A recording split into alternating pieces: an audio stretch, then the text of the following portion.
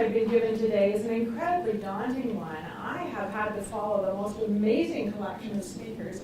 Every one of them has caught my breath, put me in awe, made me rethink what I ought to be talking about at the end of the day. I would have loved to go away and write after every one of them. So it's been an awful journey in a way, listening to these amazing things I wanted to totally indulge myself in and just dwell in for a while, also recognizing that somehow at the end of the day I was going to have to try and get up and say something thoughtful and intelligent. And I'm also aware that the particular topic that I have been entrusted with, shall we say, at the end of the day, is a little bit different from some of the others. And so it doesn't have that gorgeous, heartfelt, sort of warm, fuzzy, caring kind of thing that we've just been soaking up here. But I hope you will hear it as something that perhaps is complementary, and hopefully I can bring it to some conclusion that's really relevant.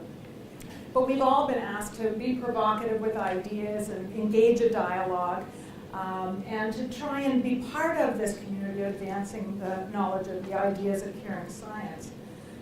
So this is an occasion also for all of us to reflect on extending the work that Anne Boykin, the wonderful Anne Boykin, has done, who's contributed so much to the heart and soul of this whole business of caring.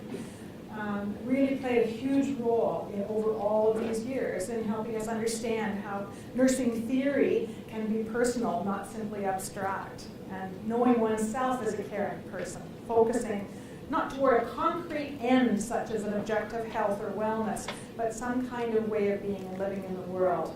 So all of us collectively in this Boykin tradition as we gather today are adding to this debate about nursing and all of its various interpretations of theorizing and enaction.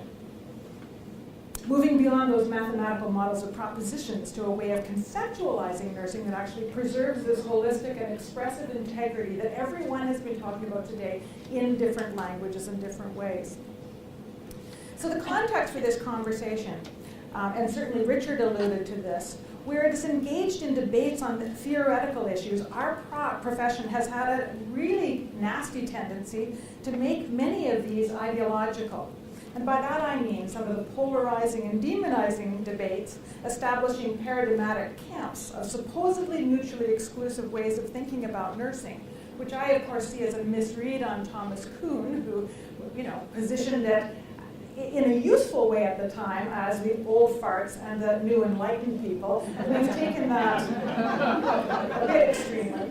So we've tended to create clubs and communities of like-minded thinkers that increasingly set up these sharp distinctions between those who are inside and outside. And we've done this using language and reference points and different signifiers of common language. And like many of you, I'm sure, I'm weary of these polarizing ideological bun fights. And while they were lively and perhaps fun and created a spark of interest when we were doctoral students, I think they've also been unnecessarily divisive and not all that good for our profession's cohesiveness, integrity, and common sense and purpose. I see Boykin as a thinker who's modeled welcoming that debate and brought people together who she has trusted to provoke us, push us individually, and bring us into this, what we've all had here as a treasured day of wrestling with ideas so that we can all leave richer and more impassioned about this common purpose of ours. So my part in taking up this challenge is going to be to try and position the work of those in the caring science field within an evidentiary context. We've all been hearing about that as one of the examples of good guys and bad guys. So I hope to propose some ideas about how to think about all of this, pushing our thinking toward what I consider one of the most important ideational contexts of our time, and that's the evidence imperative.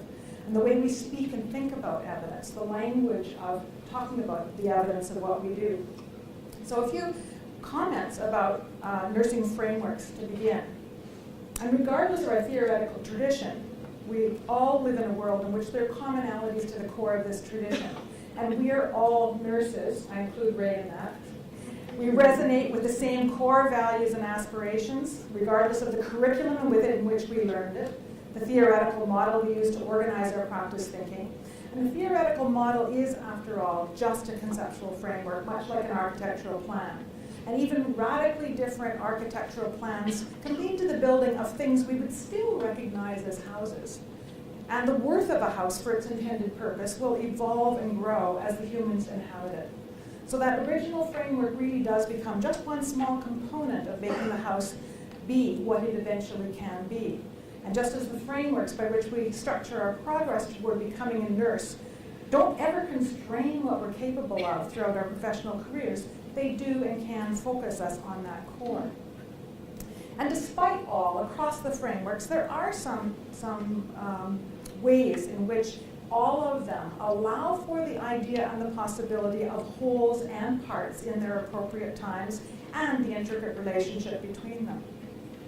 And they teach us about commonalities and differences as the context for understanding human health and illness.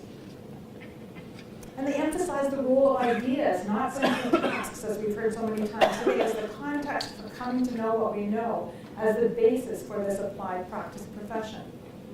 And they orient us to the nature of nursing thinking, which is inevitably, necessarily, processual, systematic, flexible, and infinitely adaptive. And so theoretical thinking in nursing always orients us to attention on this old saw, shall we say, the client or person, health, environment for that health, and nursing, and obviously not in a way that makes them mutually exclusive. With a specific emphasis, much of our theoretical work on the nature of that person, particularly when he or she is under the microscope or the target or client, as a client of our profession's attention. And all these nursing frameworks and theories orient us to the idea that there are knowledge options for understanding that person, that there is never only one possible way to think about what's going on and what it might mean. And that's a hallmark of what we do. So that said, we never operate in a vacuum. And I think one of the most important contexts in which we operate today is this evidence imperative, evidence being the truth claims of our particular era. And we know why evidence is necessary. Frankly, it is the only thing known to be able to stop poor practices. The classic we always refer to is unnecessary radical mastectomy. And the intentionality of those surgeons who were engaging in that practice was incontestable. Their hearts and souls were believing what they were doing. We need to recognize intentionality alone would never have solved that particular problem. That just being an example. We heard today about antidepressant diagnosis, for example. That kind of thing that we might consider poor practice can only be stopped by evidence. So it is quite important to think about all of the things that once were embedded in our structure that people with good intention engaged in have to interact with evidence in order to stop them. So I think it is and is going to continue to be an incredibly important context for all of us. So the decisions we make are going to be based on high quality evidence. Not to be naive about politics, if we as a discipline are going to have an influence on the policy world that affects healthcare, we need to do that within the evidence world. But if that's the case, we need to be very, very clear on what evidence entails and what it doesn't entail. So there is a legal definition of evidence, and that legal definition refers to the idea of a weight of a body of evidence in which various bits of things, some of them quite flimsy and some of them quite solid, are all part of what constitutes that weight. So we're not necessarily evaluating the worth of any individual bit of the thing. The rules as to what gets included in that body of evidence have to do with other things, like whether it's legal to include it, whether hearsay should be included, for example. So it's a very different set of rules about how to think about evidence in which all things inclusible are put into the body and we then look at the weight. So the weight is, the balance is on the collective rather than the nature of any particular piece of evidence. And this contrasts rather dramatically, I think, with what we think of, although I'm being overly simplistic, I'm doing it to make a point, about scientific evidence, which does have to do with a hierarchy, the kinds of evidence that will trump other kinds of evidence. And in the mastectomy example, you can really imagine why it is that you would need 10 minutes already.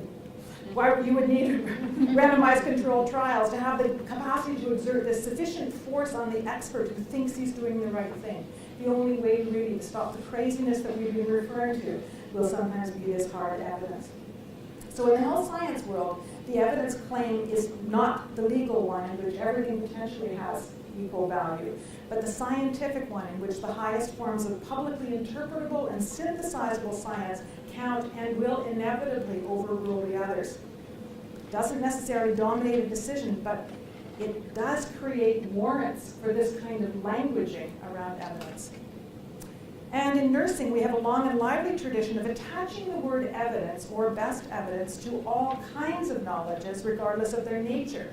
And the second sin, using the term evidence to lend credibility to all of our claims. Our evidence definitions reflect our discipline's characteristic democratic generosity that allows us to end up with a position that evidence can essentially be what any nurse says it is. With these claims of evidence, we can see how each of these knowledge forms, if you look in your textbooks, sometimes the ones we even use with our beginning students, each of these knowledge forms can be referred to as a form of evidence. Qualitative explorations, ethical theorizing, pattern recognition, and in some cases, even patient preference will be listed in that list. So the discourses around evidence in our discipline are really quite highly problematic. We say things like, the evidence shows, I haven't seen. And although this has been a remarkable conversation in this last day and a half, that we haven't been falling into this trap. I'm sure you will have seen it among your colleagues. But we do sometimes still revert to, it is a fact that. We make indirect references to this evidence. Nursing classic logic is that evidence is only one form of knowledge. My practice derives from many forms of knowledge. Evidence-based practice is best practice. My practice, of course, is excellent quality, so therefore all forms of evidence that I use must be considered evidence. And this slide, as you may have seen, logic is another thing that pagans aren't very good at. So I'm poking fun at us here, but of course nurses are not illogical people, and our discipline does not want to position us collectively as an illogical segment of the healthcare spectrum. So I think it becomes important to consider why we're using this problematic evidence language by reflecting on the many other ways there are of thinking about the question of how we know what we know. We're all aware of an incredibly rich tradition that we have in talking about ways of knowing. And just think about, when we talk about impact factors, just think about the impact of Barbara Carper's dissertation. And all of the things that have been done beyond the original four to do justice to the many ways of thinking that we have about this profound problem. We've all realized that our particular kind of knowledge must necessarily extend well beyond the kinds of questions for which empirical science has answered. And in this way, empirical knowledge has to be just one of our knowledge forms. We actually have a strong and healthy tradition of explicitly distinguishing those forms of knowledge from evidence and celebrating the contributions they make.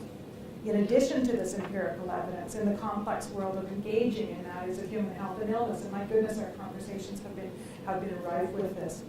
And this group, I think, has shown tremendous leadership in sometimes positioning that against evidence rather than being within that conversation. And remember that Carper's use of this language around the problem of applied knowledge actually predated the use of evidence-based terminology, which did not really appear in the literature until the 1980s. So she was wrestling with the same kinds of intellectual challenges that people like Archie Cochrane and Albert Feinstein had been struggling with in trying to understand medical decision-making as an intensely complex process. And so I actually believe we must come to accept that we can't simultaneously celebrate our discipline's capacity to think in these complex ways and also revert to a singular term to narrow down or dumb down what we communicate about the knowledge that shapes our practice. And at the same time, I actually appreciate that nursing has a healthy suspicion about the dominance of empirical evidence as the basis for healthcare decisions. So we know that science has its own known nature. This has been referred to several times today, and there are implications to that nature. It's inherently tied to a conceptualization of reductionist science with all of its limitations. And although that nature is intertwined with philosophy, it has become sufficiently codified and systematized that is nowadays we often position it in direct contradistinction to philosophy. And as the investigation, as you would know in this country, of the Space Shuttle Challenger in 1986 clearly showed, and many other investigations have since demonstrated, The problem with science really is that the more incontestable the evidence seems to be, the more likely we are to make major and fundamental mistakes in relation to it. We know that the best evidence can also lead to illusions of invulnerability, collective rationalization, and disinhibit creative and critical thinking.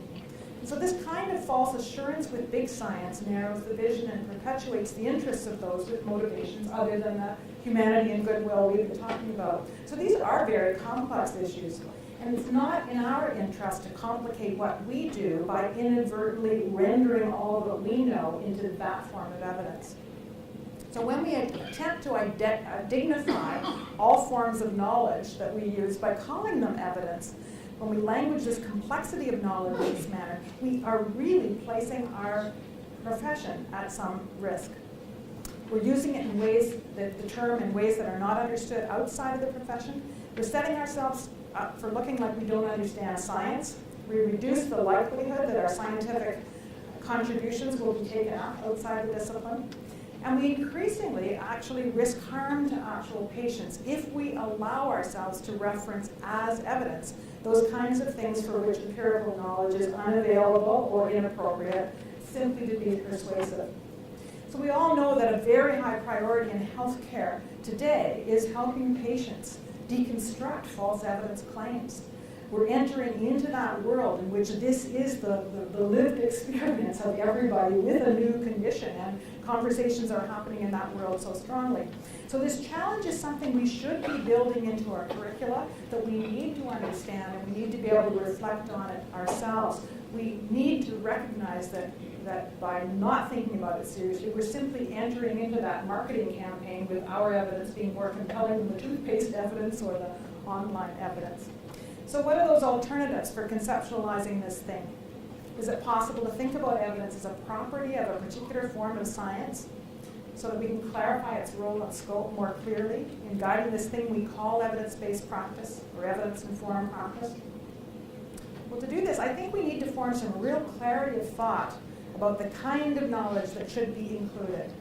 Things like justified true beliefs, systemic processes, epistemological premises of propositional knowledge, phenomenal aspects of reality, influenced by additional non-evidential forms of knowledge. In this way, evidence can be understood as a particular subset of the available knowledge upon which we make our practice decisions to be used in the appropriate manner in alignment with equally thoughtful, appropriate use of other knowledge forms. In this way, I think we can begin to reconstruct this philosophical core of our discipline as the driving force. Because we're much more sophisticated in our thinking than we were during the heyday of the theorizing movement, we can move away from what I consider a misnomer of nursing theory and properly claim this work as our ontological, epistemological, and methodological tradition, within which empirical science is relevant, but never, ever the whole. And so once we do this, perhaps we can ban the use of the term clinical evidence permanently, and only use that E word when we really mean it. It's a core ingredient of this to meet the need within the discipline that the term clinical evidence used to fill. We need to be very thoughtful about the nature of clinical epistemology. What are the many ways we come to know about our patients? On the left-hand side, I'm making reference here of only one component to be that which comes from rigorous study of other people. And that general knowledge always has to be taken up for the purpose of nursing with very distinctive thought processes, analytic processes, and aims in view. And it doesn't get to be informed clinical practice until it has passed through the very powerful curtain of our critical thinking. Because of this, theoretical integrity in the evidence discourse requires that we develop this centrality of this capacity for critical thinking on such things as knowledge sources and applications, to develop a more formal role for philosophical theorizing across the spectrum of what we're thinking of when we're working with knowledge in an informed way. And here we see the incredibly important role for caring science as a way of conceptualizing this non-evidentiary form of knowledge that's situated firmly in the center of this picture. can see that there are challenges that we're going to have to continue to wrestle with because of having landed on language that may have been intended to strengthen the relationship of our various knowledge to science, but may now be limiting us to this more narrow idea that caring is science or can be studied in ways that we consider empirical. This will be quite a challenge for those of you who work in the world that you might call caring science and who want to build its philosophical and not just evidentiary credibility. We need to ensure that we attend to the idea of using the language like caring philosophy, since there will always be so much to this caring, the core of our discipline, so much that's bigger than what evidence could ever possibly provide.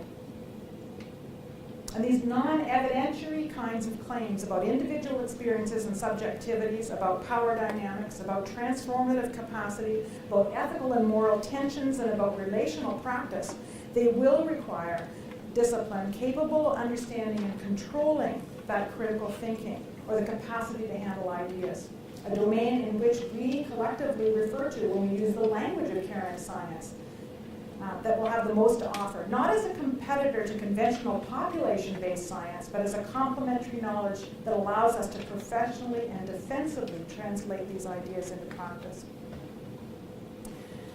Because that world of conventional evidence always and inevitably privileges that general over the particular, it's no accident that nurses have always wanted to disrupt the power of that which can be measured and calculated by searching out knowledge processes that can help them encounter and challenge population evidence and get them closer to what it means to work at the world of the individual.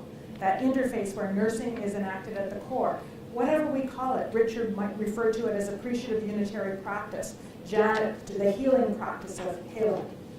And so it makes sense that nurses have taken such leadership in this application of qualitative methodologies within the health domain, because they sense that the qualitative approach will get them closer to disciplinary knowledge they need to filter out evidentiary science, always the population in general, as they determine whether and how any of this knowledge will apply to the case of any one individual patient. And while qualitative research can answer some of the population or general questions we might pose, its real strength will never be in building science per se in that way, but most especially in helping us think through how to apply it. It's a blunt and confusing instrument for any consideration of anything like causality and prevalence, but used thoughtfully, it can finely tune our focus on the dynamics of how individuals might work and how we might understand the particularities that we encounter. I'm referring here to the kind of qualitative research that's not attempting to produce a product it thinks of as empirical evidence, or it refers to as empirical evidence. And it also is not the kind that draws so heavily on the theoretical imperative of the socialist science, whose tradition is for theorizing. But it's a kind of applied qualitative research that many people have been talking about, using language like qualitative description, Sandolowski's term, interpreter description, interpretive phenomenology, Benner's term, all of which explicitly understand the disciplinary perspective as the theoretical scaffolding, reclaiming that disciplinary core philosophy as grounding our qualitative research. And I hope that this will be the next major development in our thinking as a discipline, to align the methodologies by which we study things with the fundamental philosophical understandings we are forming about the distinctive epistemological nature of our discipline and its relationship to the world of empirical science. So overcoming these great barriers between our epistemologies and our methodologies. So to sum up, I think we're on the brink of positioning the judicious application of this knowledge derived from the profound philosophical structures that we mean when we use this language of caring science and when we position it in the context of evidence-based practice. I think we're on the edge of developing more thoughtful and meaningful ways than we have to date, and boy, today has been such a case exemplar in that. And we're using methods that are often designed to get at the species of knowledge and to name it in ways that are true to its nature, but not limiting ourselves to thinking about relevant knowledge as evidence. I think by this, we will be able to see the possibility of a truly logical, coherent, and communicable form of the disciplinary wisdom that stands firmly in support of the people we serve and the unique role we play in serving them. We're not living in the world of testable theories, but livable philosophies. And there's so much potential in the world of nursing ideas, and I am so incredibly gratified to have this opportunity to spend this period of time with you and to be in this career at a time when so many of these ideas are happening, when there are forums like this, when we can come together to have these conversations and to witness this really, truly important advance in our disciplinary wisdom. I think that if we continue to think together about the role of this caring science and this larger community of conversation that is evolving, it is not going to make the evidence-based world go away. It probably needs to rely on the capacity of some in our midst to be doing thoughtfully aimed evidence that can counter some of these practices we want to stop. But when we stop those practices, we will have so much to fill in. So thanks so much for including me in this marvelous conversation, and I look forward to your questions and comments.